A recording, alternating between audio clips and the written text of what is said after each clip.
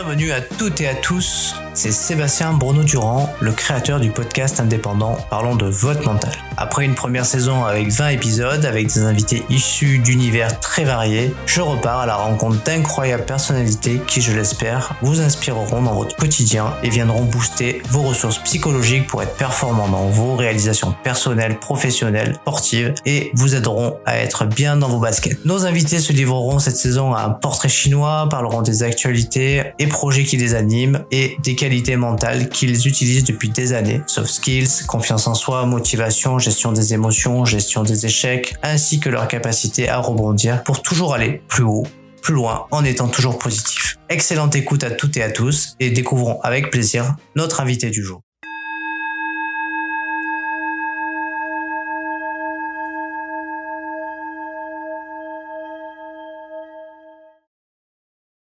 Bonjour à toutes et à toutes. Je suis ravi aujourd'hui pour ce nouvel épisode de Parlons de votre mental d'accueillir un ami de longue date que je connais depuis, je ne saurais même pas dire combien de temps ça fait tellement ça fait longtemps. 30 ans. Ah ouais. L'époque où j'étais dans le tennis en Provence-Côte d'Azur et du coup je suis content d'accueillir Jean-Jacques Chéry sur le podcast. Salut Jean-Jacques. Sébastien. Alors Jean-Jacques, je suis vraiment ravi que tu aies accepté cette invitation parce que au regard du parcours que tu as, notamment dans le domaine commercial, dans le domaine du marketing, tout ça en lien avec le sport et le loisir, le haut niveau dans le sport, je trouvais vraiment intéressant de pouvoir t'interviewer pour que tu puisses nous parler un peu de mental et surtout aussi de ton mental parce que tu as un parcours riche d'expériences. Et je pensais que ça ferait du bien à tout le monde de t'écouter, et notamment même à des étudiants qui voudraient suivre ton chemin, des jeunes qui font du tennis et qui éventuellement voudraient se diriger vers des universités américaines pour ne serait-ce que peut-être suivre un peu le parcours. Toi, tu t'es tracé, mais peut-être le leur d'une manière différente. Et voilà, c'est pour ça qu'on est réunis aujourd'hui pour en parler. Écoute, avec plaisir. Alors, est-ce que tu pourrais nous parler un petit peu de ton parcours? Parce que moi, le retracer, c'est un peu long, mais si tu pouvais un peu nous en parler de ton parcours, parce qu'il est super riche et il est super long aussi, mais une grande richesse. Écoute, je vais essayer de faire court parce qu'effectivement, j'ai fait pas mal de choses un peu différentes. Au départ, en fait, j'ai fait des études classiques, plutôt littéraires. Parce qu'en fait, je voulais être prof de tennis. Voilà, c'était ma passion, c'est ce que j'avais, ce que j'aimais, ce que j'aime toujours faire d'ailleurs. Et en fait, grosso modo, le système scolaire a un peu empêché le fait que je puisse faire des études, on va dire, plus scientifiques. On m'a un peu barré par rapport à ça, donc je suis allé dans le littéraire parce que j'étais plutôt pas mauvais. Je faisais du latin, du grec, en fait. Donc un parcours assez atypique, parce que on devait être 5 sur Marseille à faire du latin et du grec. Donc c'était plutôt assez rare. Mais mon père avait une formation humaniste, était médecin et m'avait dit que c'était de toute façon une très bonne formation et je suis tout à fait d'accord avec lui. Et donc en fait j'ai fait ça et puis en même temps je faisais du tennis plutôt à un bon niveau puisque j'étais à négatif, j'étais à -15. Donc voilà, j'avais envie de faire les deux. Et puis ensuite, j'ai fait une formation chez Hippocagne à Thiers, à Marseille. Et puis très vite, j'ai compris qu'en fait, c'était compliqué de concilier le sport et les études en France, parce que en fait, on me demandait de choisir et moi, j'avais pas envie de choisir. Donc, j'ai rencontré en fait quelqu'un justement au détour de tournoi qui m'a dit qu'on pouvait faire les deux. Donc, j'ai fait un IUT à Aix-en-Provence et j'ai découvert tout ce qui était commercial et marketing et ça m'a plu. Et donc après, je suis parti aux États-Unis parce qu'avec mon niveau, j'ai réussi à avoir une bourse pendant 1 an et demi. Et en fait, je suis revenu pour faire une maîtrise en France. Je devais repartir pour faire un master parce que j'avais une bourse là-bas en tant que coach. Et puis, il se trouve que j'ai été pris chez Reebok. J'ai postulé en fait de manière complètement au hasard. J'ai un jour acheté l'équipe. À l'époque, il n'y avait pas d'internet, il n'y avait pas de téléphone portable. Donc voilà, c'était pas l'équipe tous les jours. Et l'information sportive n'était pas accessible comme aujourd'hui. Donc, j'ai acheté l'équipe. Je suis tombé sur une offre d'emploi pour chercher un responsable promotion sport chez Reebok. Puis, j'ai répondu. Puis, en fait, j'ai été pris, tout simplement. Et au lieu de repartir aux États-Unis, je suis parti chez Reebok. Et puis en me disant, et en fait, on m'avait dit, c'était pas mal pour intégrer un master MBA aux US, d'avoir une expérience professionnelle. Il y avait beaucoup d'étudiants américains qui faisaient ça, qui travaillaient 2-3 ans, puis qui faisaient un master. Ça enrichissait leur parcours. Donc je m'étais dit que j'allais faire 2 ans chez Reebok, et puis on allait voir quoi. Et puis en fait, je suis resté 10 ans. C'est-à-dire qu'en fait, tous les 2 ans, on m'a proposé des choses, et puis en fait, le fait de partir aux US, c'est un peu amoindri parce que comme j'étais dans une boîte qui connaissait une très grosse croissance, on était à presque entre 50 et 100% par an. Un vrai challenge avec une équipe jeune, avec un patron qui était dynamique. En fait, je suis resté jusqu'à partir de 90 à 2000, donc j'ai fait 10 ans. Mettre en place toute une stratégie promotionnelle de communication, marketing sportif, avec la signature de Roland Garros, on était partenaire officiel, avec des sportifs comme Gasquet, Monfils, Dechy, Simon, enfin voilà, que des jeunes aujourd'hui qui sont encore toujours là sur le circuit. C'est-à-dire que quand moi je les ai pris en contrat à l'époque, ils avaient 12, 13, 14 ans. Personne n'y croyait, personne pensait. Et en fait, en l'espace de 5 ou 6 ans, on avait réussi à contrer un peu Nike, qui était à l'époque quand même le numéro 1. Il y avait Lacoste, une marque qui est toujours là. Et donc, Reebok arrivait comme une marque jeune, dynamique, avec des bons produits, puis avec des sportifs aussi. À l'époque, il y avait des gens comme Chang, Stitch, Aranza Sanchez. Voilà, il y avait pas mal de très bons joueurs qui étaient là. Donc, une belle expérience qui m'a permis de découvrir en fait tout le marketing sportif, puisqu'à l'époque, il n'y avait pas de formation. C'est-à-dire qu'il n'y avait pas de formation spécifique. Le sport n'était pas très reconnu comme étant des métiers où on pouvait, une activité où on pouvait en faire un métier. Et le sports marketing, c'était vraiment quelque chose qui était complètement accessoire. C'est encore un peu le cas aujourd'hui, mais on va dire que depuis la victoire de la Coupe du Monde de la France en 98, il y a des choses qui ont changé dans l'esprit des gens. On s'est rendu compte que le sport pouvait proposer de nombreux métiers très intéressants et que en fait c'était une vraie industrie. Voilà. Et à partir de là, il y a des écoles qui ont commencé à se créer. Et donc moi, effectivement, après Reebok, je suis allé dans le monde du football. Pourquoi ? Parce que j'avais connu beaucoup de choses chez Reebok dans plusieurs sports, pas que le tennis, parce que comme je dis à un moment donné, je dirigeais tout le marketing sportif sur plusieurs catégories en Europe. Je connaissais bien le running, je connaissais bien le fitness, mais le football, qui était quand même le sport numéro 1, c'est un sport que je connaissais moyennement. Et en fait, j'avais raté une opportunité chez Nike, c'est-à-dire qu'ils m'avaient appelé pour diriger le marketing sportif pour Nike.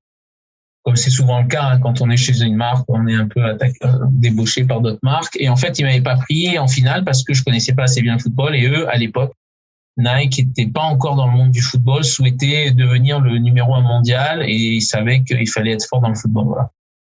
Et c'est à l'époque où ils ont signé l'équipe du Brésil et ils ont commencé à investir sur des joueurs comme Ronaldo, etc. de manière importante, ce qui n'était pas le cas précédemment. Donc, en fait, le fait de rater cette opportunité m'a fait réfléchir et je me suis dit, il faut absolument que je connaisse cet univers-là.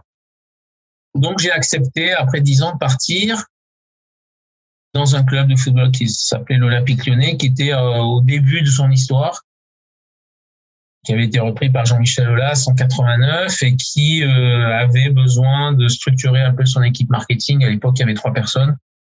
Quand je suis parti 3 ans après, on était 25, donc une vraie organisation et avec un patron qui avait compris l'intérêt de toute la stratégie marketing à mettre en place.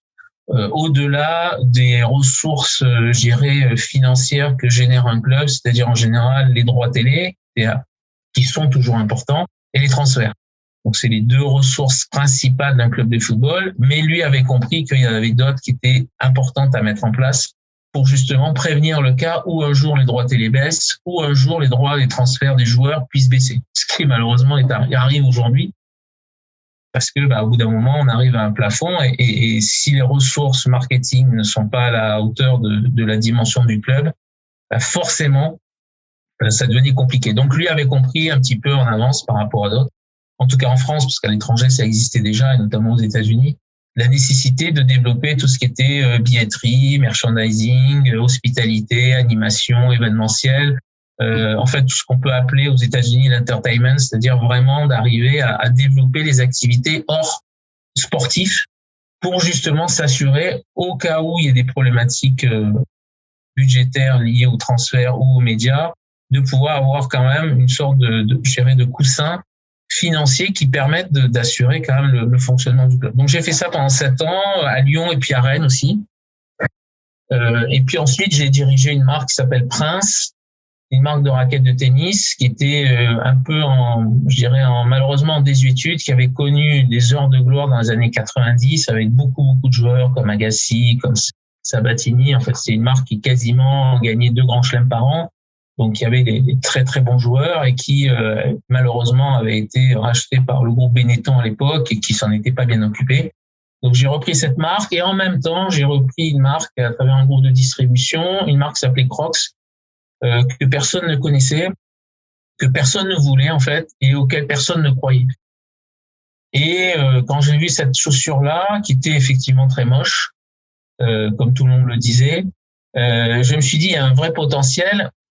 Pas parce qu'elle est moche, mais parce que justement elle est pratique, elle est confortable, elle est utile. Et il y a plein de marchés justement, plein de consommateurs qui aujourd'hui allaient être intéressés par ce type de produit. Et donc c'était les enfants, c'était les vieilles personnes, c'était le monde médical, c'était aujourd'hui tout les activités nautiques, les maîtres nageurs. Et en fait, ce marché-là représentait plusieurs millions de paires de chaussures vendues par an. Donc au-delà du côté look, ce marché-là était très important et moi c'est ce marché-là que je trouvais intéressant à développer sur le marché français. Voilà. Et en fait, en l'espace de 6 mois, on pourra en reparler après parce que sur la partie mentale c'est intéressant. En l'espace de 6 mois, d'un produit que personne n'aimait, c'est devenu un produit que personne n'aimait mais que tout le monde trouvait quand même pas inintéressant. Et donc le marché a explosé, c'est-à-dire qu'on est passé de 5000 paires à pratiquement 800 000 paires en l'espace de 2 ans, ce que aucune marque n'a jamais fait. C'est-à-dire que même les chaussures de sport qui ont explosé, même Converse, jamais une marque n'a connu une telle progression en l'espace de 2-3 ans en termes de diffusion, c'est-à-dire que c'est allé à une vitesse où on a quasiment ouvert 1500 points de vente en l'espace de 8 mois, quoi. Donc c'était un truc vraiment complètement dingue. Après, j'ai travaillé dans d'autres domaines. Je vais faire vite parce que sinon on va passer 2h30. Mais j'ai travaillé dans la cosmétique, j'ai travaillé dans le bio, j'ai travaillé dans la nutrition sportive, j'ai travaillé aussi dans les produits made in France. Aujourd'hui, je fais du conseil pour des sportifs de haut niveau. J'essaie de les aider parce que je trouve dommage de voir des gens qui ont des qualités être freinés parce que c'est difficile de faire du sport de haut niveau. Et quand je dis sport de haut niveau, c'est pas forcément on peut être en équipe première en water polo, c'est du sport de haut niveau, sauf qu'aujourd'hui on gagne pas beaucoup d'argent, quoi. Donc pour moi c'est du sportif de haut niveau et il y en a plein en France. Et malheureusement aujourd'hui, il y en a 90% qui vont devoir travailler derrière. Et en fait, ils sont pas du tout préparés. On les accompagne pas. Alors il y a quelques écoles qui font des formations additionnelles, mais ça suffit pas. Et je pense qu'il y a plein de ces athlètes-là, ils ont plein de qualités, mais en fait, on les prépare pas à leur retraite sportive et à leur rentrée sur le marché sportif. Donc l'idée, c'est vraiment de les accompagner par rapport à ça. Et c'est aussi d'accompagner les étudiants à travers l'école de SG Sport, dont je m'occupe sur Aix, de pouvoir les former de la meilleure façon possible aux métiers qui existent dans le marché du sport. Il y en a beaucoup aujourd'hui. Le numérique a développé pas mal d'activités par rapport à ça. Et de les préparer de la meilleure façon possible à ce marché, qui est un marché passionnant, mais qui est un marché où il y a forcément de la concurrence. Et donc les préparer le plus vite et le plus tôt possible à être le professionnel, à être exigeant comme le sport le nécessite, pour s'assurer que après 3 ou 5 ans ils vont retrouver du travail, quoi, tout simplement, et ils vont trouver du travail qui va les intéresser dans des domaines où ils vont pouvoir s'éclater, parce que la chance qu'on a quand on travaille dans le monde du sport, c'est quand même d'avoir du plaisir. C'est-à-dire qu'on n'a pas l'impression le matin de se dire je vais travailler, quoi. Voilà, des gens qui sont à Roland-Garros, même si c'est des activités difficiles, je pense que le matin, quand ils sont dans ce stade-là, ils se disent c'est super, c'est pareil. Je pense que quand on travaille dans un univers du sport, on a de la chance, il faut en profiter. Et donc, il faut avoir la banane quand on part le matin pour exercer son métier.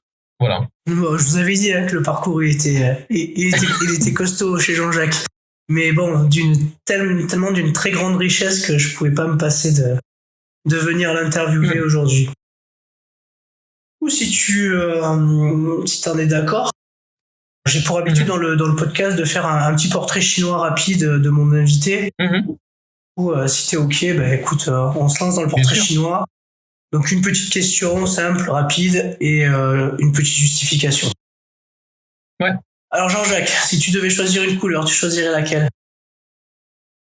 Orange. Et pourquoi ?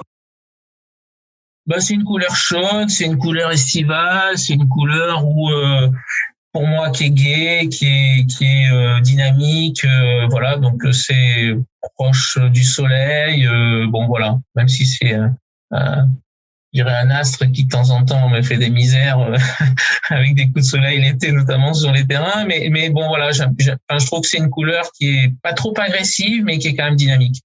Voilà. Effectivement, ça me fait penser à la couleur orange, ça me fait penser quand j'étais enseignant au tennis club de Montval, on avait choisi d'arborer cette couleur. On avait une armée de petits jeunes en orange qui venaient nous supporter pendant les matchs par équipe, c'était chouette. Un livre qui t'a inspiré, qui t'inspire peut-être encore ?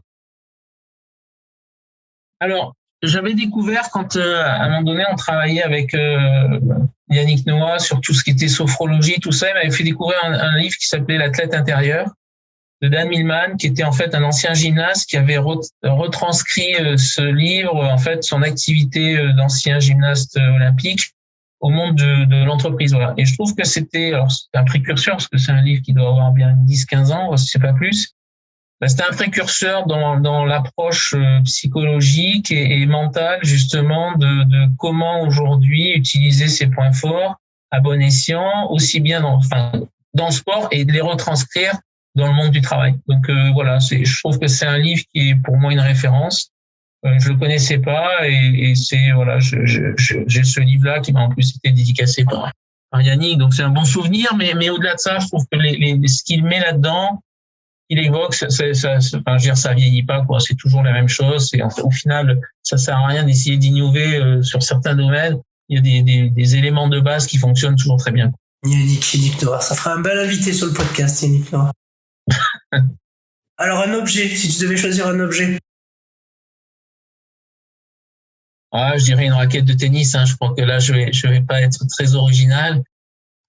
Parce que ça fait 50 ans que je fais ce sport, que j'adore ce sport, que je suis un peu triste de voir comment il est malheureusement, ce que connaissent les clubs, ce qui se passe aujourd'hui au niveau du tennis français. Je pense qu'il y a tellement de choses à faire, mais bon voilà, c'est quand même grâce à ce sport que j'ai pu, je pense, faire une partie des choses. Je joue encore, donc voilà. J'ai encore du plaisir à jouer et bon, même par rapport à ceux qui me disent que je devrais faire du padel ou que ça, bon voilà, moi j'ai du mal à arrêter de jouer et même si je suis plus encore affûté par rapport à ce que j'étais, voilà, j'essaie de jouer régulièrement. J'ai eu la chance d'avoir mon fils qui a 4-6 et qui joue, donc voilà, si je peux jouer avec lui le plus souvent possible, je le fais. Bon, ok. Une innovation. Innovation, écoute, il y en a beaucoup. Alors je vais pas prendre les choses qui sont vieilles parce qu'au final il y en a beaucoup, mais je pense que grosso modo l'arrivée du digital, du numérique, alors ça peut se faire via le téléphone, mais je trouve que cette nouvelle technologie, Internet, a forcément modifié considérablement la vision et la perception des choses. Alors il y a des choses très positives, parce que les choses vont plus vite, on arrive à accéder à beaucoup plus d'informations. Donc c'est vraiment très intéressant, on peut se former sur plein de choses. Donc je trouve que ça c'est bien. Le point négatif, c'est qu'aujourd'hui, malheureusement, les jeunes n'ont pas compris l'intérêt de ce côté-là. Et donc en fait, la notion d'effort pour accéder à l'information ou pour arriver à avoir, je dirais, un minimum de connaissances se réduit à cliquer sur 2-3 points. 2-3 touches, et je trouve que ça c'est un peu dommage, c'est-à-dire que ça a un peu anéanti la notion nécessaire d'effort qu'il faut faire pour arriver à un résultat. Voilà. Donc il y a le côté un peu pervers du fait que maintenant tout est assez facile et que comme tout est assez facile, quand ça devient difficile, et ben forcément ça devient plus compliqué pour cette nouvelle génération qui n'a pas été habituée à, comme moi je l'ai été, à passer des dimanches à regarder ce qu'on appelait à l'époque l'encyclopédie universaliste, c'est-à-dire essayer de lire des choses pour essayer de trouver les bonnes infos. C'est sûr qu'aujourd'hui, en trois touches, on va sur Google, on a l'information immédiatement, et donc ils ont la chance de pouvoir accéder vite à l'information, mais malheureusement, ça réduit leur niveau d'effort pour arriver à travailler plus. Voilà. Effectivement, c'est vrai. En 3 clics, on a vite trouvé l'info. Le moment de la journée que tu préfères? Écoute, moi, je suis plutôt quelqu'un de matinal. Donc, le matin, j'ai pas de souci pour me lever tôt. Donc, j'aime bien le matin, plutôt l'été, parce que le matin, à Paris, à 7 heures, quand il fait nuit, bon, c'est pas le truc le plus top. Voilà, ça, c'est sûr. Mais c'est vrai que là, en ce moment, voilà, on se lève à, je sais pas, 6h30, 7h, il fait bon, voilà, il y a du soleil, voilà, oui. J'aime bien le matin, voilà, je trouve que c'est un moment où on est en phase de démarrage, donc, oui, voilà, j'aime bien cette partie. Après, j'aime bien les soirées aussi, mais voilà, je suis plutôt du matin. Ok. Un vêtement que tu affectionnes particulièrement? Bon, je dirais short t-shirt, voilà, parce que c'est sûr que, ou Bermuda t-shirt, voilà, c'est sûr que, voilà, je suis quand même la tenue où je suis le plus à l'aise, et où je me sens le plus décontracté. Donc, voilà, ouais, je suis pas très guindé, donc j'ai mis des costumes pendant plusieurs années, donc ça me gêne pas. Mais c'est clair que voilà, la tenue où je me sens le mieux, c'est quand même le short et le t-shirt. Ouais, en mode méditerranéen, quoi. Voilà, exactement. Une qualité qui te caractérise? Je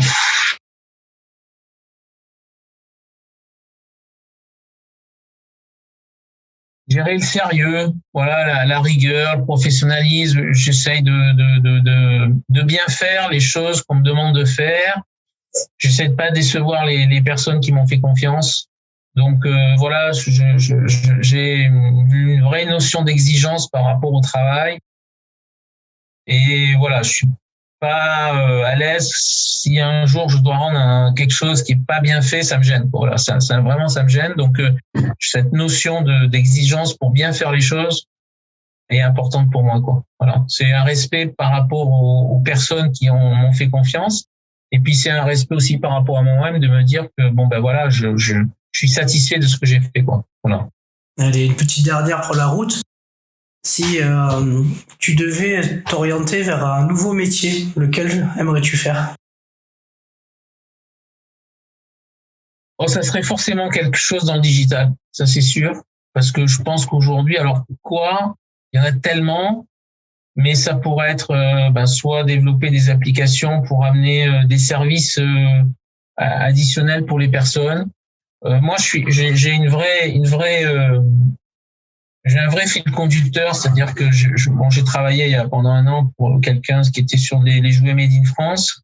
Mais voilà, tout ce qui est Made in France, qui est bio, qui est éthique, je pense qu'il y a tellement de choses à faire et tellement de choses qui sont pas bien faites que voilà, je travaillerai dans cet univers-là, c'est-à-dire que quelque chose qui est en lien avec le bio, quelque chose qui est avec des produits naturels, quelque chose qui est en lien avec bien sûr des produits Made in France, voire pourquoi pas Made in Provence, mais quelque chose qui est dans lesquels je retrouve des vraies valeurs, quoi. Ok. Bon, bah du coup, on te connaît un petit peu mieux grâce à ce petit portrait chinois. On va parler un peu du coup de ton mental. Ouais. C'est le thème du podcast. Si tu devais te définir ce mot mental, ça serait quoi ta définition à toi, Jean-Jacques? Pour moi, le mental, si tu veux, c'est quelque chose qui va avec d'autres éléments. C'est-à-dire que c'est difficile pour moi de dissocier le mental avec. Alors, si je reprends quelque chose dans l'univers du sport, mais dans le tennis, on parle de tactique, on parle de physique, on parle de technique, et on parle de mental. Et pour moi, c'est ces 4 éléments qui sont interliés, interconnectés. C'est-à-dire qu'on peut pas se parler que de mental si on parle pas du reste. on peut avoir le meilleur mental du monde si on n'a pas ces 3 autres éléments à côté, c'est compliqué, quoi. Et dans le monde du travail, c'est un peu la même chose, c'est-à-dire que si on n'a pas les bonnes compétences, si on n'a pas le savoir-faire, le savoir-être, ben le mental, au final, derrière, c'est une notion qui est assez creuse. Donc le mental, c'est une capacité qu'on doit avoir à un moment donné à se dire, je suis en position de faire les choses comme je pense qu'il faut les faire. Et pour moi, en fait, tout est lié, quoi. C'est-à-dire que cette notion de mental, quand je vois certains qui en parlent, on a l'impression qu'en fait, elle est complètement dissociée de tout le reste. Non, le mental, il se travaille pour moi au quotidien. Il y a des moments où on est un peu moins en forme, mais il faut l'accepter, il faut le gérer. Mais on peut pas le dissocier de l'ensemble des autres éléments qui nous composent, quoi. Voilà. Donc, pour moi, c'est quelque chose qui doit se travailler, qui s'améliore. Je pense qu'on progresse, heureusement d'ailleurs, en vieillissant.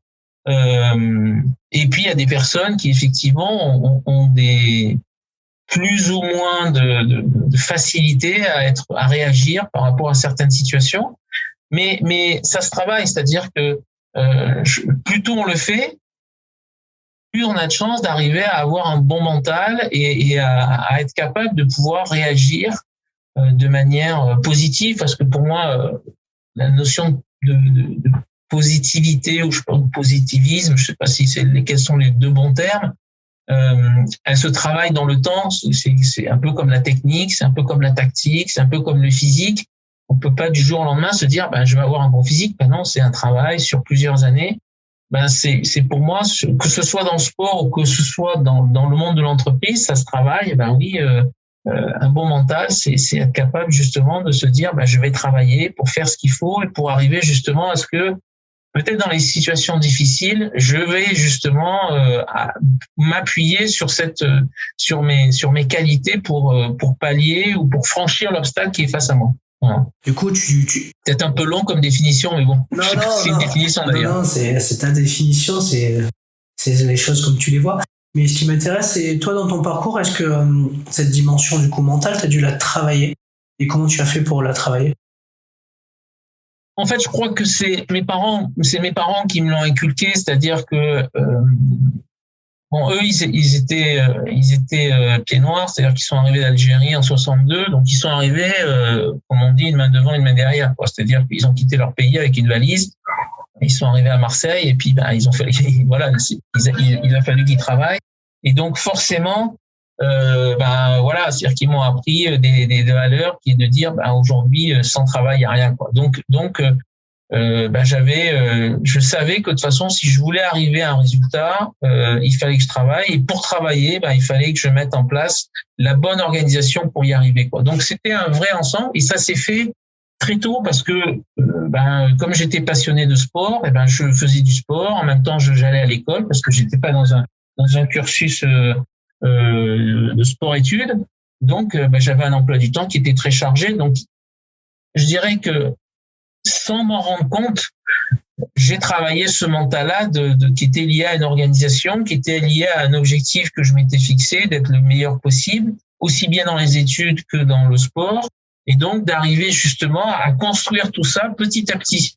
C'est-à-dire que c'est pas arrivé à 18 ans, tiens, il faut que je renforce mon mental. Non, c'est arrivé dès que j'avais 7 ou 8 ans. L'organisation qui avait été mise en place a fait que petit à petit, j'ai travaillé mon mental. Alors avec des moments difficiles, parce que il y a des moments où je j'avais pas des bons résultats, des moments où je me posais des questions, mais mes parents m'ont aidé par rapport à ça. Ils m'ont toujours dit, il faut travailler pour y arriver. Il y a que comme ça que petit à petit ton mental va se renforcer. Et la rencontre aussi avec des entraîneurs qui forcément t'amènent à te poser des bonnes questions, à te donner des bonnes informations pour arriver à l'objectif. Mais moi, j'avais un entraîneur qui s'appelait Tiburce Darro, que tu connais peut-être, qui a été pas que dans le tennis, qui m'avait dit un jour, et je pense qu'il avait raison, il m'a dit sur 100 matchs dans une année, il y en aura 5 où tu seras vraiment bon, où tout se passera très bien. 95% des autres matchs,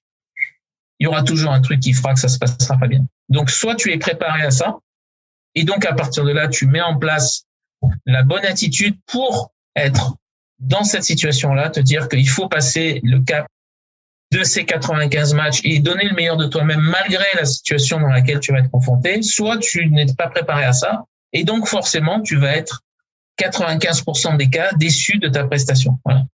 Et je pense que ça, c'est des choses qui sont importantes, c'est-à-dire qu'on ne peut pas être tous les jours à 100% de son potentiel. Ça n'existe pas. Voilà. Parce qu'il y a plein d'éléments qui interviennent. Je regardais il y a 2 jours le match de Djokovic qui revenait après 3 mois face à Fokina. Il est arrivé sur une nouvelle surface avec dans un tournoi avec un bon joueur en face de lui, avec du vent très compliqué. Voilà. Mais il a quand même essayé de faire le maximum. Donc, et c'est un sportif de très haut niveau qui a l'habitude des situations difficiles, etc., etc. Donc, il a vécu des configurations qui n'ont rien à voir avec celles que j'ai pu vivre. Mais ce que je veux dire, c'est que il savait quand il est arrivé dans ce match-là que ça allait être difficile parce que forcément, quand on a arrêté pendant quelques semaines une activité, quand on revient, on est forcément moins bon. Voilà. Et je pense que cette préparation-là, justement, c'est aussi aux éducateurs, aux entraîneurs, de préparer les jeunes à se dire que oui, quand on fait quelque chose, on va pas avoir le résultat dans 15 jours, dans 6 mois, ça va prendre du temps. Voilà. Et que le temps, c'est ce qui permet justement de pouvoir renforcer son mental et de le préparer, de le travailler. Si on fait pas ça, forcément, au bout d'un moment, on arrive à des sortes de murs qu'on n'arrive pas à passer parce qu'on n'est pas préparé à ça. Et ça, effectivement, je le vois. Alors, c'est vrai que c'est difficile quand on est jeune de se dire que oui, peut-être qu'on va pas être bon tout de suite. C'est sûr que c'est difficile. Mais ce qui est important, c'est d'arriver à l'objectif qu'on s'est fixé. Et ce qui compte, c'est pas d'arriver le plus vite, c'est d'arriver et d'y être et de rester. Tellement de jeunes que je vois qui arrivent très vite à un classement et qui arrêtent au bout de 2 ans parce que effectivement ils progressent plus. Mais parce qu'on c'est pas de leur faute au final. On dit ils ont pas de mental. Non, c'est pas de leur faute. C'est juste qu'on les a pas mis dans la bonne configuration pour arriver justement à ce qu'ils puissent continuer. Et en fait, ils sont arrivés trop vite. Voilà, parce qu'ils n'ont pas travaillé. Et en fait, on les a mis dans une configuration simple. Ils sont arrivés vite et puis au bout d'un moment, il y a un blocage. Et ce blocage-là, il fait qu'après, au bout d'un moment, effectivement, intellectuellement, ils ont du mal et ils arrêtent. Ils arrêtent parce que l'obstacle est trop dur, ils sont pas armés. Et au final, ça sera une fracture qui restera chez eux parce que ils auront toujours dans l'esprit se dire j'ai raté ça. Donc, ça va être difficile de pouvoir demain se dire je vais pouvoir réussir autre chose. Et ça, je pense que le rôle des éducateurs en France est important et il doit se faire au quotidien. Et ça, c'est pas simple. Donc, je pense que la force mentale que j'ai pu avoir de vivre des éléments, de rebondir par rapport à des situations, parce qu'on a tous dans notre parcours des moments où les choses se passent plus ou moins bien. Je pense que c'est ce socle familial qui me l'a apporté. En me disant aujourd'hui, de toute façon, le fondamental, c'est pas du court terme, c'est du moyen, voire du long terme, et c'est du travail. Ouais, c'est vrai, t'as raison. J'ai un entraîneur avec qui j'ai collaboré, qui s'appelait Frédéric Aubert, qui est préparateur physique sur différents sports et qui était intéressant. Lui, il disait que l'équation souvent du succès, c'était du coup faire fructifier son talent par le temps et le travail. Et mais bon, c'est qu'il n'y avait pas de secret. Ouais. Donc du coup tu nous as bien dressé le portrait et puis je pense que je suis un peu d'accord avec toi. Hein. Je pense que la case de départ de l'éducation parentale est déjà un fort levier pour ne serait-ce que prendre confiance en soi, à avoir les bonnes armes pour commencer, puis le fait d'avoir sur son chemin des enseignants, des éducateurs, des professeurs qui vont nous aider, ne serait-ce qu'à réfléchir sur des éventuels échecs ou erreurs, comme on dit, qu'on pourrait traverser, pour nous faire réfléchir et nous faire progresser grâce à ça. Toi, ton rapport sur le droit à l'échec ou le droit à l'erreur, comment tu l'as intégré dans ton parcours? Le droit à l'échec et à l'erreur, il fait partie, c'est-à-dire quand on est en fait, le sport, ce qui est intéressant, c'est que le sport fait l'échec apparaît très vite parce que on gagne plus souvent, on perd plus souvent que ce qu'on gagne. C'est comme ça. Et si on pense qu'on va gagner plus souvent que ce qu'on perd, on se trompe. Donc voilà, au départ, on perd souvent. Et donc cette force mentale, on l'acquiert parce que justement, c'est en perdant qu'on progresse.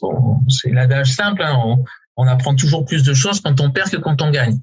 Ça se discute, mais quand bien même, c'est-à-dire quand on perd, ce qu'il faut, c'est en tout cas avoir l'environnement qui va expliquer pourquoi on perd. Parce que perdre, si personne nous explique pourquoi on n'a pas réussi, au final, au bout d'un moment, on n'apprend rien. Et donc, on reproduit la même erreur. Et là, ça devient compliqué parce qu'on n'avance pas. Ce qui est important, c'est de comprendre qu'est-ce qui a fait que ça n'a pas marché. Qu'est-ce qui a fait que je me suis trompé dans tel recrutement, j'ai embauché une personne et ça n'a pas fonctionné. Et qu'est-ce qui a fait que j'ai choisi tel produit et au final, ça n'a pas marché. Et parfois, les erreurs ou les échecs sont pas forcément liés qu'à sa propre personne. C'est-à-dire qu'on peut avoir tout fait et puis malheureusement, ça marche pas. Moi, j'ai eu la distribution d'une marque qui s'appelait Tagger, qui faisait des sacs où on pouvait taguer aujourd'hui ce qu'on voulait sur son sac. Et en fait, je trouvais le concept extraordinaire. C'est-à-dire qu'on pouvait changer la face du sac. Enfin, c'était un truc vraiment extraordinaire. Mais au final, le marché n'était pas prêt à ça. Le marché aujourd'hui de la bagagerie était pas prêt à une telle innovation et trouvait ça compliqué parce que sur la diffusion. Et à l'époque, Internet n'était pas encore aussi présent que ce qu'il est aujourd'hui. C'est-à-dire que c'était un produit qui avait peut-être 15 ans d'avance. Aujourd'hui, sur Internet, je suis sûr que ça cartonnerait. Voilà. Mais il y a 15 ans, il n'y avait pas Internet et donc ça fonctionnait pas.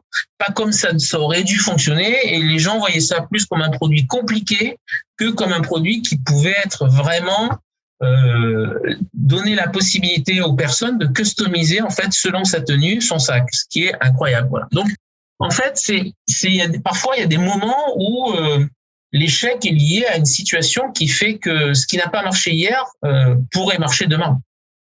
Et vice versa, quelque chose qui a marché hier marchera peut-être pas demain. Voilà. Donc malheureusement, il y a parfois une conjoncture externe qui fait que les choses ne fonctionnent pas, mais c'est pas pour ça qu'il faut pas continuer. Donc je pense que c'est la persévérance aussi. Hein. Moi, quand j'ai pris Crocs, et pendant 6 mois, tout le monde m'a dit que ça ne marcherait jamais. J'ai dû voir 15 banques pour trouver des financements. Tout le monde m'a dit ça ne marchera jamais. Voilà, tout le monde. Voilà. Jusqu'au jour où j'ai rencontré quelqu'un qui m'a dit ok, j'y crois, on y va, je mets un petit peu d'argent et après d'un coup et ensuite j'ai dû avoir, je sais pas, j'avais peut-être 20 coups de fil par jour de gens qui voulaient m'aider à financer le développement, etc., etc. Donc c'est cette notion d'échec et de non réussite, elle est tellement liée à de nombreux paramètres que elle est difficile à appréhender. Il faut s'en nourrir parce que c'est comme ça qu'on progresse. Moi, je peux te donner un autre exemple. Hein. J'avais une boutique je pense que tu le savais, dans un club à Aix-en-Provence, cette club qui était un super beau club. Ça marchait très très bien. Et puis du jour au lendemain, il y a quelqu'un qui a mis le feu au complexe. Et tout s'est arrêté. Voilà. Et pourtant, la boutique, c'était une boutique où je cartonnais, quoi. Voilà, j'avais un projet d'ouvrir des franchisés, etc., quoi. Ce que fait aujourd'hui Tennis Pro. Ça marchait vraiment très bien. Et du jour au lendemain, en une nuit, le projet s'est écroulé, quoi. Voilà. Et sincèrement, qu'est-ce que je peux en retirer? De me dire que peut-être que j'ai fait confiance au propriétaire du site qui n'était pas assuré. Mais au final, même si j'avais demandé plus de garanties, il avait la liberté de ne pas être assuré. Donc, j'avais même pas imaginé une seconde que ce site pouvait demain disparaître ou en tout cas être dans une configuration qui m'empêchait de pouvoir continuer mon activité, quoi. Voilà. Donc, est-ce que c'est un échec? Oui, parce que ça s'est arrêté. Est-ce que j'en suis totalement responsable? Bien sûr que non. Comment je rebondis là-dessus? Je me dis, de toute façon, qu'est-ce que je peux faire? Rien. Je ne peux que je subis la situation. Donc, en fait, la philosophie que j'ai aujourd'hui et qui revient un peu sur la partie mentale, c'est que j'essaie d'agir sur les choses sur lesquelles je peux agir. Les choses sur lesquelles je peux pas agir, ça sert à rien de me battre contre ces choses-là parce que de toute façon, à part avoir un effet négatif sur ma personne, aussi bien psychologique que physique, hein, parce que je dirais parfois il y a des causes qui peuvent être psychosomatiques. au final, ça n'avance à rien. Donc, j'essaie plutôt de me dire, bon, maintenant, qu'est-ce que je fais et comment je peux regarder devant pour avancer et trouver des solutions par rapport à ça.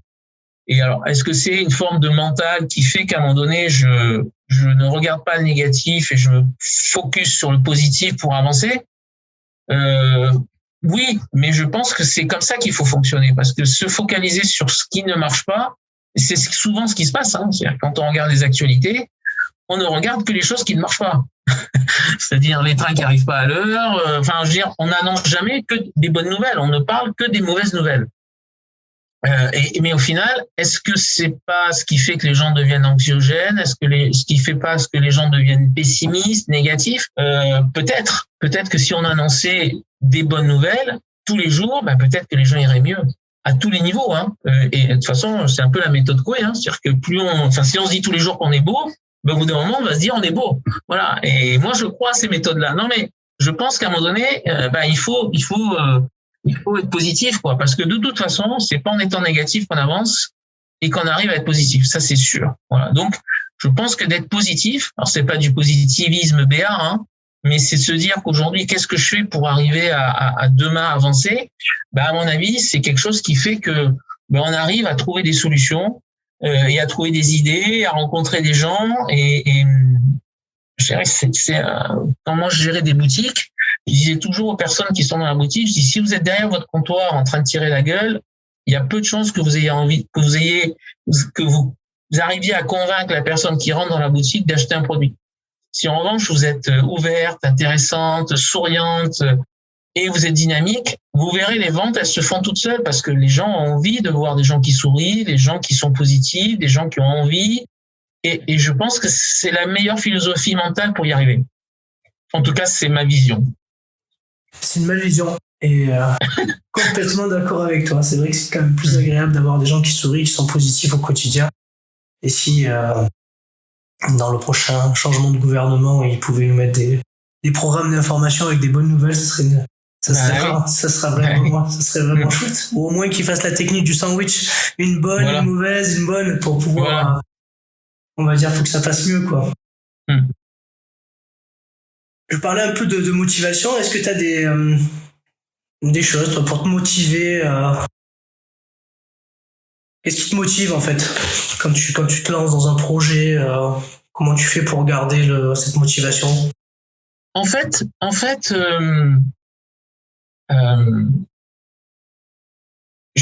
alors j'ai du mal à savoir qu'est-ce qui fait que je me motive pour faire.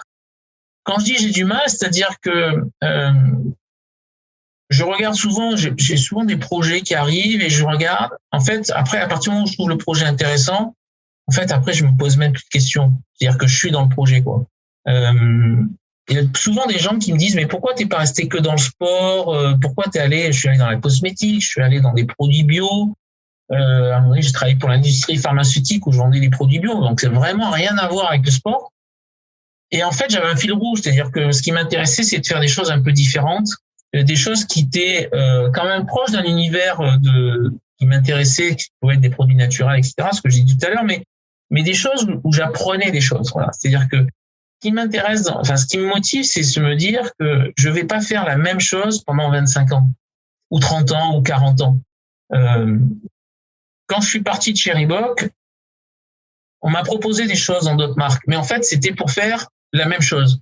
C'est-à-dire que ce que je faisais chez Reebok, j'aurais pu le faire chez Puma, dans d'autres marques, quoi. Et je me suis dit, mais non, ce qui m'intéresse, c'est d'apprendre, c'est de faire des choses nouvelles, parce que si c'est pour refaire la même chose, au bout d'un moment, en fait, on est dans une forme de zone, en fait, on est dans sa zone de confort.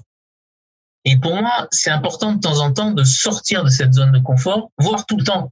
Parce que pour arriver à se mettre un peu, se dire, est-ce que je suis capable de le faire ou pas? C'est quoi mes limites? Qu'est-ce qui va faire que je vais être, demain, je me dis, pourquoi j'irai pas travailler dans tel univers, quoi? Alors, il y a des univers qui, moi, ne m'intéressent pas, donc au final, j'y vais pas parce que je me dis, pas beaucoup. Mais il y a des univers qui m'intéressent et je me dis, pourquoi? Moi, j'adorerais travailler dans l'univers du chocolat, par exemple. Voilà. Pas parce que je suis gourmand, mais parce que je me dis qu'il y a tellement de trucs très intéressants en termes de marketing sur le chocolat que je trouve ça vachement intéressant. Je trouve que ce que a fait, par exemple, Nespresso sur le fait de marketer une marque de café. Il y a 25 ans, personne parlait. Le café, c'était le café, quoi. C'était un produit comme le sucre, etc. Bon, produit de première nécessité, pas de première nécessité, mais bon, voilà, très consommé en jeu. Aujourd'hui, ce qu'a fait Nespresso, c'est qu'ils ont rendu un produit, on va dire, commun, générique, en un produit de luxe. En tout cas, une marque premium. Et je trouve que ce qu'ils ont fait, c'est vachement intéressant. Voilà. Moi, c'est des choses comme ça qui m'intéressent. C'est d'arriver à un moment donné à me dire, tiens, là, on peut faire quelque chose de différent, de novateur. Et ça, c'est ça ma source de motivation. C'est-à-dire d'aller dans un univers que je connais pas forcément, mais où je me dis, là, il y a un truc à faire. Et de réfléchir, en fait, de me dire, qu'est-ce que je vais mettre en place pour trouver la bonne solution, le bon plan d'action pour arriver à ce que ça marche. Voilà. Et ça, voilà, ça c'est mon moteur. Ouais, c'est de trouver les trucs intéressants. Alors ça peut être dans des choses que je connais très bien ou dans des choses que je connais pas. Et là, je vais faire ce qu'il faut, c'est-à-dire que je vais bosser pour arriver à me dire à un moment donné, ok, qu'est-ce qu'on peut faire?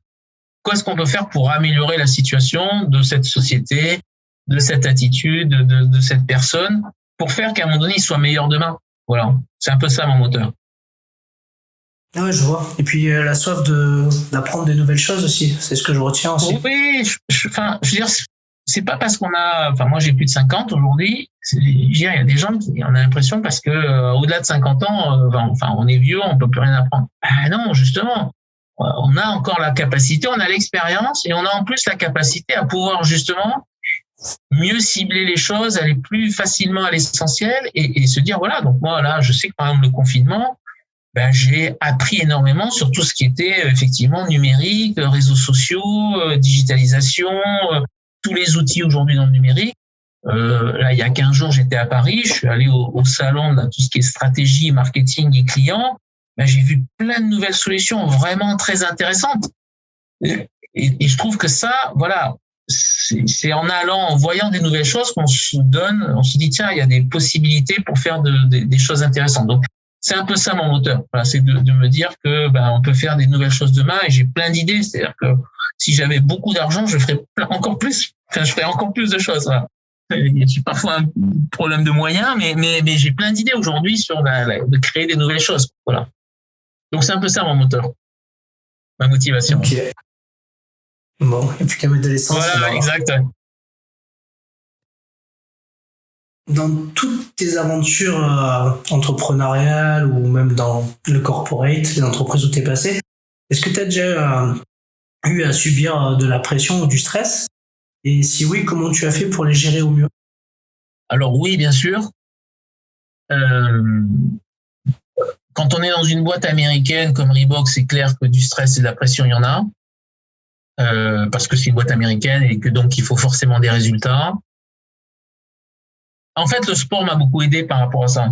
C'est-à-dire d'avoir la capacité à se dire, je prends du recul par rapport aux choses, comment je m'organise pour arriver à mieux gérer et à me focaliser sur les priorités.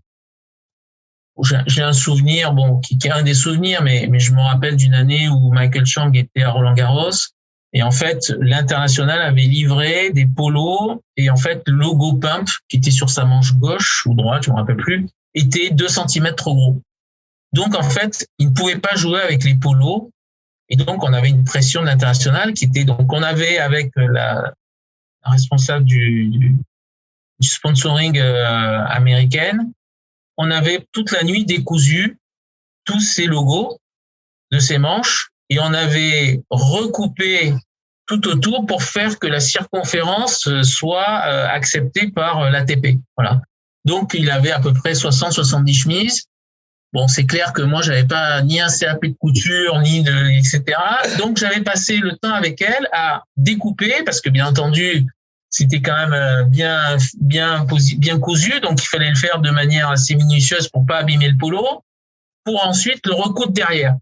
Donc, sur 60-70 polos, on avait passé, 4-5 heures à deux à faire ça dans la nuit pour lui permettre le lendemain matin de lui remettre tous les produits et qu'il puisse jouer Roland-Garros. Voilà. Donc, c'est une situation de stress, mais voilà, c'est parce qu'on se dit là, si on fait pas ce qu'il faut, ça veut dire que le lendemain, il jouait pas avec la tenue qui était vendue à tous les distributeurs dans le monde entier. Donc ça veut dire que là, c'était direct PDG Monde et donc direct retour, quoi. Qu'est-ce qui se passe, quoi. Et là, on peut pas, il n'y avait pas d'excuse possible. Et on pouvait pas dire, écoutez, on n'avait pas le bon truc et puis on n'avait pas le bon logo, donc tant pis. Non, il fallait trouver des solutions. Mais je trouve que ces moments de stress, justement, ils sont intéressants parce que c'est ce qui permet de voir ceux qui sont capables de réagir par rapport à une situation et puis ceux qui sont capables de se dire, j'y arrive pas. Voilà. J'ai un autre exemple, c'est il y a Monte-Carlo en ce moment. Je me rappelle une année, j'avais une personne qui travaillait avec moi chez Prince et qui m'avait dit oui, je veux prendre des responsabilités. Je dis écoute, pas de souci, tu vas gérer le stand. Voilà, tu vas gérer le stand. Je serai là, mais tu vas gérer le stand. Donc les intérimaires, les personnes qui sont là, la logistique, etc., etc. Bon, et puis il se trouve que sur la commande de produits qu'elle fait livrer, elle est pas bonne.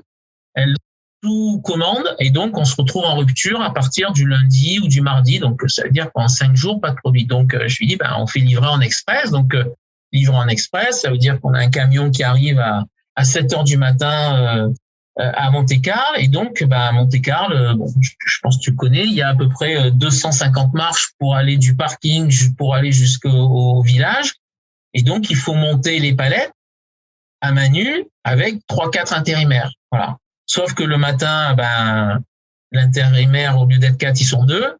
Donc, on est obligé de dépalettiser la palette et de monter les chaussures, parce que là, c'était des chaussures et des raquettes, quasiment 5 par 5, etc., quoi. Donc, d'une opération qui devait durer une demi-heure, l'opération, elle dure 2h30. Et d'un coup, on se retrouve avec l'organisation du tournoi qui nous dit, écoutez, là, on ouvre les portes au public, qu'est-ce qu'on fait, quoi? Et j'ai ma responsable qui, d'un coup, se met à pleurer, les chaussures au milieu de l'allée. Donc, il y a 300 ou 400 paires de chaussures qui sont au milieu de l'allée où tout le monde peut se servir et qui d'un coup, part. C'est-à-dire qu'elle quitte le navire, on sait plus où elle est et en fait, elle lâche le truc, quoi. C'est-à-dire, situation de stress, incapable de trouver la bonne solution. Et donc, donc je reprends le truc parce que heureusement que j'étais là. Et donc, on se débrouille à monter et donc à monter en courant pendant quasiment 1h30 l'ensemble des 300 paires de chaussures pour les mettre dans le stand. Voilà. Donc, c'est clair que ça a mis fin à notre collaboration parce que la personne qui avait en fait mis la barre très haut pour elle en pensant qu'elle était capable d'eux, en fait, elle s'est rendue compte que face à une situation qui n'était pas une situation prévue, elle n'était pas capable en fait. Elle n'était pas capable et au lieu d'avoir la bonne attitude, en fait, elle a une attitude de se dire, oui, je sais pas quoi faire, j'y arrive pas, je m'en vais, quoi. Hop, je plante tout le monde, quoi. Voilà. Donc ça, c'est effectivement, c'est aussi révélateur. C'est-à-dire que la situation de stress qu'on peut connaître dans des entreprises, elle est aussi révélateur de la capacité des personnes à rebondir et à être capable de les gérer. Et en l'occurrence, cette personne, elle n'était pas capable et elle n'a pas fait ce qu'il fallait pour. C'est-à-dire qu'on n'était pas là pour l'enfoncer, mais au lieu de se dire, on y va. En fait, elle a tout planté, quoi. C'est-à-dire que si j'avais pas été là, les chaussures auraient été complètement à disposition du public. Et à Monte-Carlo, il y a quand même une 15 000 personnes qui étaient là, quoi. Voilà. Donc, je pense que ce stress, il y en a dans toutes les boîtes. Ce qu'il faut, c'est être capable à un moment donné de se dire, maintenant, je suis face à cette situation. Qu'est-ce que je fais, quoi? Qu'est-ce que je fais pour que ça marche? Pas qu'est-ce que je fais en me disant, je vais pas y arriver parce que ne pas y arriver, 90% des gens vont dire qu'ils vont pas y arriver. Mais justement, la différence, elle va de se dire, oui, je mets en place je trouve les solutions pour faire que, quoi. Voilà. Donc, je pourrais t'en citer d'autres, hein. Mais bon, voilà. Ouais, c'est être en capacité d'analyser le contexte, de s'adapter à une nouvelle situation. Et puis, comme tu disais si justement tout à l'heure, peut-être développer des nouvelles compétences comme la couture, comme tu as pu le faire à Roland-Garros. Voilà, non mais je pense que par exemple c'est un bon souvenir et je te parle de ça, ça devait être en 92 ou 93, donc c'est pas la semaine dernière, hein, tu vois, mais je m'en rappelle encore parce que j'aurais très bien pu dire à la fille de celle qui était mon homologue américaine, dire écoute, t'es gentil, c'est pas mon taf, vous avez fait n'importe quoi aux US, débrouille-toi, quoi, c'est pas mon problème, quoi. Mais c'était pas la bonne attitude parce que forcément elle aurait mis, au lieu de mettre 5 heures, elle aurait mis 8 heures. Peut-être que derrière, elle aurait pas réussi à faire le truc. Et au final, on aurait tous été perdants. Là, et au contraire, il fallait être là, il fallait être ensemble. Et au final, la relation qu'on a pu créer pendant ces 3-4 heures a fait que derrière, c'était pas la même relation parce que c'est comme ça que justement, on peut souder des équipes, on peut faire qu'on est en situation, et ces situations-là, quand tout roule, c'est facile. Voilà, on a zéro problème. Mais des situations de stress, c'est justement en fait l'organisation et le travail qui a été mis en avant qui fait que justement on est prêt à ça. On est prêt à ces situations-là. Et si on n'est pas prêt, c'est qu'on n'a pas bien bossé en amont. Voilà, c'est-à-dire que c'est sûr que si on n'a pas anticipé un certain nombre de choses, forcément cette situation-là qui arrive va faire qu'à un moment donné, là, on est dans une situation compliquée parce qu'on peut pas tout gérer. Je me rappelle quand j'étais à Roland-Garros, j'avais le patron de Gosport qui m'appelle, il est 14h45, la finale de Roland-Garros commence à 15h, et qui me dit, écoutez, je suis désolé, j'ai oublié mes places chez moi. D'accord? 4 places en loge. Est-ce que vous pouvez me faire rentrer? Mais d'accord, mais je suis pas un magicien, quoi. C'est-à-dire qu'aujourd'hui, il faut des places pour rentrer, quoi. Voilà. Donc, donc il a fallu que j'aille à la Fédé, que je me débrouille pour avoir des duplicata et pour qu'il puisse être à 15h dans sa loge. Voilà. C'est sûr que si l'organisation autour ne dépendait que de moi et en fait, j'avais pas mis en place la bonne organisation, en fait, il serait resté dehors. Et en fait, il m'en aurait voulu en disant, j'aurais dû prévoir que peut-être vous pouvez oublier ses places. Enfin, qui est un truc un peu surréaliste, mais quand même, c'était ça. Voilà. Donc, je pense que pour avoir un bon mental, il faut être prêt à tout. Et quand on est prêt à tout, forcément, on est capable d'assumer tout type de situation. Oui, et puis je rebondis sur quelque chose que tu as dit qui me semble important, c'est avoir la bonne attitude. C'est important, ça, je trouve, d'avoir cette bonne attitude en toutes circonstances. Si on a la bonne attitude, on a plus de chances d'y arriver que si on n'a pas la bonne attitude. Et souvent, on le voit dans le sport. Enfin, moi, je vois mon fils, il y a des moments où je le vois, il baisse la tête. Mais tu peux pas y arriver si tu n'as pas la bonne attitude. Après, gagner, perdre, c'est pas grave. Mais il faut avoir la bonne attitude. Perdre, ça fait partie du jeu. Voilà. Et réussir dans l'entreprise ou rater, c'est possible. Mais au moins, il faut avoir la bonne attitude. Voilà. Si tu n'as pas la bonne attitude, en revanche, c'est sûr, la probabilité que tu réussisses, elle est très faible. Ça, c'est une garantie. Alors, une petite dernière question avant de clôturer cet épisode. Souvent, on dit que pour avoir une force mentale, il ne faut rien lâcher. Toi, tu en penses quoi? Ouais, je suis assez d'accord. Je suis assez d'accord. Je pense que c'est dans la persévérance,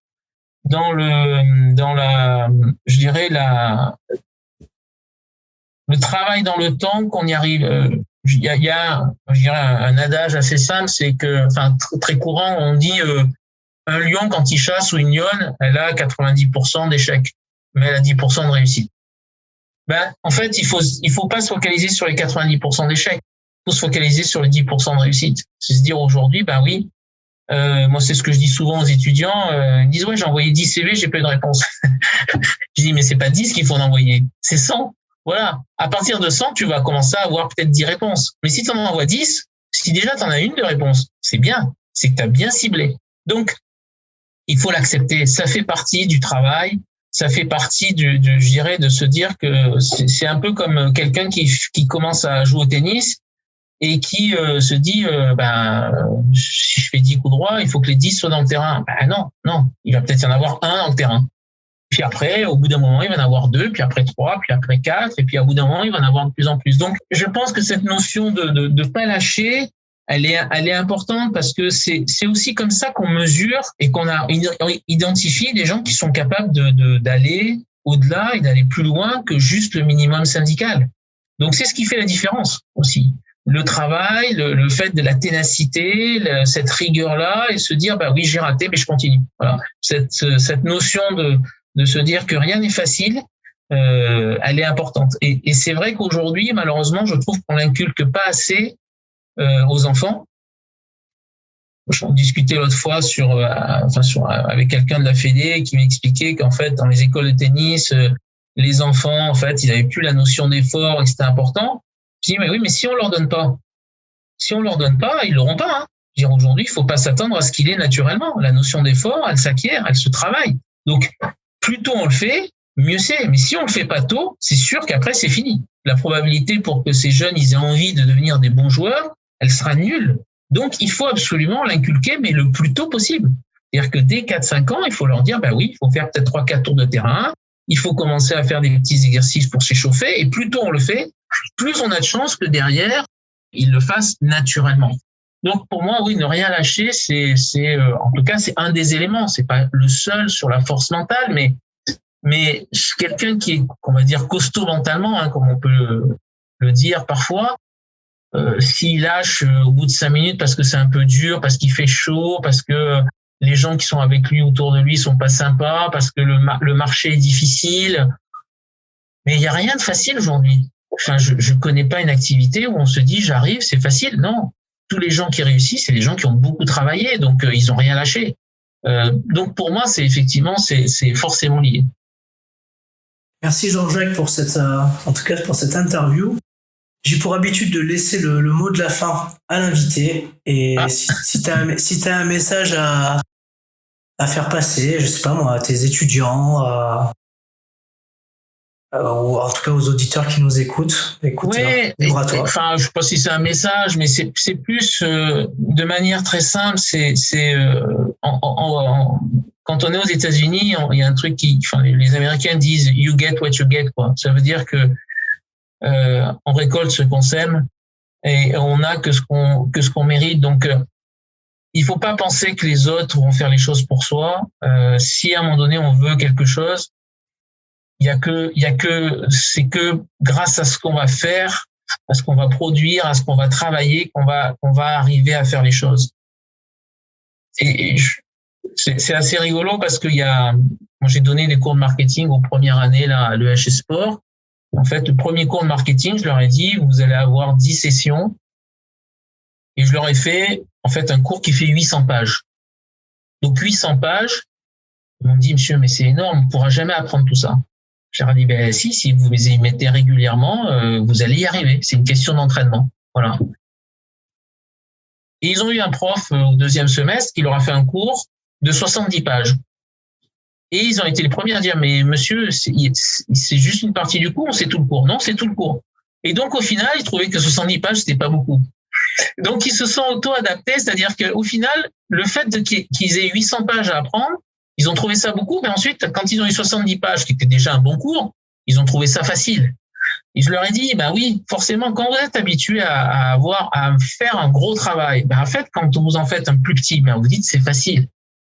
C'est la même chose. Et je leur ai dit, mais là, aujourd'hui, quand vous avez 70 pages sur 2 mois à apprendre, je veux dire, c'est ce qu'un étudiant de médecine, parce que mon fils est en 2e année, la première année, oui, il avait 70 pages par jour à apprendre. 70 pages par jour, voilà. Donc vous l'avez sur 2 mois, donc c'est des vacances pour vous. Mais habituez-vous à en faire tous les jours et vous allez voir que petit à petit, vous allez être en capacité à pouvoir ingurgiter de plus en plus d'informations. La preuve, c'est que vous l'avez fait avec mon cours de 800 pages et que maintenant le cours de 70 pages, c'est facile. Donc, ils ont la capacité de faire. Donc, il faut croire en ce qu'on est capable de faire, ne pas se mettre de limites et se dire que malheureusement, on n'a rien sans rien. Donc, il faut travailler. C'était un magnifique mot de la fin. Je sais pas. En tout cas, par rapport au mental. Merci beaucoup Jean-Jacques pour cette interview. Merci Sébastien. C'est un plaisir de t'interviewer. Et écoute, bonne continuation à toi chez ESG Sport et puis dans tous les projets que tu vas nous dénicher dans l'avenir. C'est gentil. Merci Sébastien, à bientôt. Ciao. Merci Jean-Jacques, à bientôt. Si t'es arrivé jusque-là, c'est que cet épisode t'a certainement plu. Alors, merci d'abord pour ton écoute et ta fidélité. Et pour te remercier, je t'offre un cadeau. 30 minutes de coaching avec moi pour t'aider sur le sujet que tu souhaites. Pour obtenir ton cadeau, laisse un avis et un commentaire sur Apple Podcast via iTunes et fais une copie d'écran, tu me l'envoies, je te la partage dans la foulée sur mes réseaux sociaux et je te contacte également pour que tu me parles de ton mental. Bye bye à toutes et à tous, on se retrouve très prochainement pour un prochain épisode.